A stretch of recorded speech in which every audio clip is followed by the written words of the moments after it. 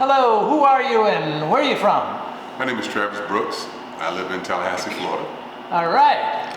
My name is Tanika Brooks. I live in Tallahassee, Florida. All right. Hey, my name is Heti Patel. I live in Tallahassee, Florida. All right. And what do you do? I am an executive chef. All right. I work here at the hotel front desk. Currently, I'm not working. Okay. You're managing a hotel. No, not yet. Okay. And anyone who wants to speak first can, but has the climate changed much since you were a kid?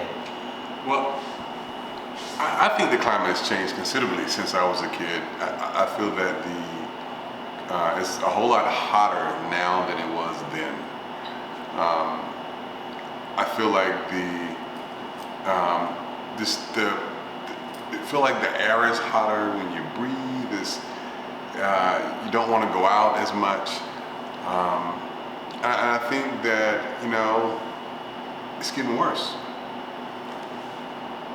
I just feel it's getting worse. What about yourself? Me personally, I definitely see a change. Not only just in the heat, but just like trying to dictate what season it is. The seasons are hard to tell by weather that we used to expect when I was a kid is totally different from now that once we're older. Okay, so for me, I currently moved here before a couple of months, so it's been difficult to tell you exactly, but I can differentiate between India and here. For me, it's like it's really burning the skins, because in India it felt like more moisture, and here it's because of less moisture, it's like literally burning your skin because of the heat. By the way, you mentioned this before the interview, but I failed to ask, is the climate changing at all in India since you were a kid? Yeah, that is also because of the pollution, and so it's worse than it was before. And where are you from in India? I'm from Valsad, Gujarat. Gujarat? Yep. Yes, okay. And those are, the pollution there isn't as bad as in New Delhi, but it's... Yeah, New Delhi and Mumbai and so many cities. Very good. And so, on a scale of 1 to 10, 10 being the most concerned, do you think about climate much on an everyday basis? And then where would you put yourself on that scale? Well, I would have to say 10. I think that it's really, really bad. And it's concerning to me because, you quite often hear about people not being able to breathe. Asthma is running rampant. Allergies are going crazy. People are having a hard time just adjusting to just really breathing and just being able to adapt to the atmosphere, and not the atmosphere, but to just the heat, period. And it's tough, and I think it's only gonna get worse. And it just wasn't this way when you were a kid. Oh, definitely wasn't this way when I was a kid. It was, when you were a kid, you could stay outside all day long, and you would get warm and get a little bit hot, but not as hot as it is now. Now it's just about approaching unbearable. I would say for me, definitely a 10, but I think my reasoning is different.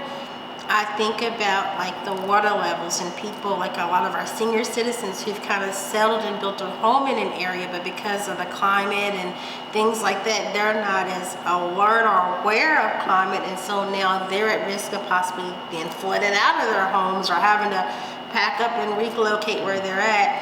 Also with the heat and skin cancers and things of those natures. And so those are the things that kind of make me think about it more so, is like where we're heading to if we don't make a change, because it affects so many people. This is nothing that affects one area, but climate control can affect everybody, like worldwide. So I do think about it quite often because of the fact of how it can affect so many people in so many different ways, from living arrangements to health. heat strokes, and then also you think about employment because the heat is like it is, and then how are these people able to work in these type of conditions? So those are the things that I think about when I think about climate control. And so you would put yourself on a scale of 1 to 10. 10? 10 also, okay.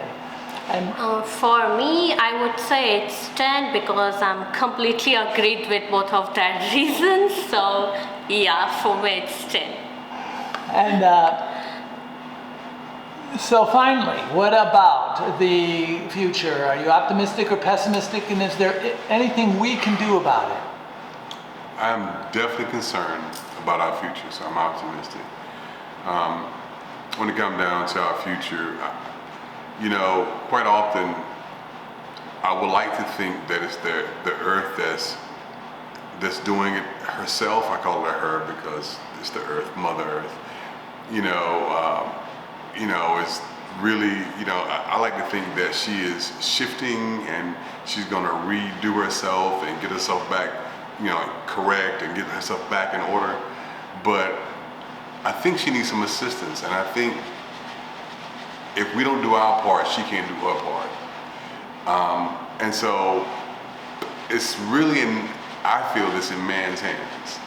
If men and if people on the earth don't grab a hold of this idea that, that this is real, then we're in trouble. Personally, I think she needs some assistance. That makes you optimistic, pessimistic? Optimistic. Wow. Yeah. And how about yourself? I feel like I'm in the middle of optimistic and pessimistic, and then I would say the reason why I'm in the middle is because agreeing with him that it definitely needs some assistance from us.